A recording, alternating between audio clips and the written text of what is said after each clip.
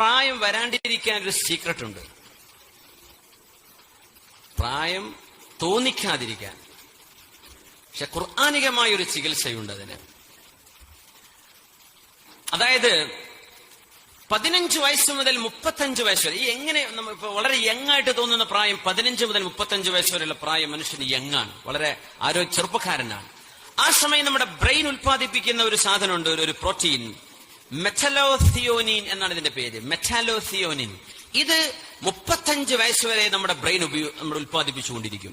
35 വയസ്സ് കഴിഞ്ഞാൽ ബ്രെയിൻ അത് സ്റ്റോപ്പ് ചെയ്യും. 35 കഴിഞ്ഞാൽ പിന്നെ നമ്മൾ ഒരു ഏജിങ്, പ്രായമായി തുടങ്ങി, എത്ര മേക്കപ്പ് ചെയ്താലും ആൾക്ക് പ്രായമുണ്ടല്ലോ എന്ന് തോന്നുന്ന തരത്തിൽ നമ്മുടെ ശരീരം അതിന്റെ ഘടനയെ മാറ്റം വരുത്തിക്കൊണ്ടിരിക്കും.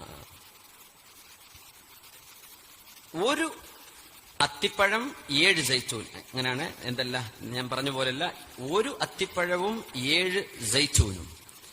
ഇതാണ് ഇതിന്റെ മിശ്രിതം, ശരിയായ മിശ്രിതം.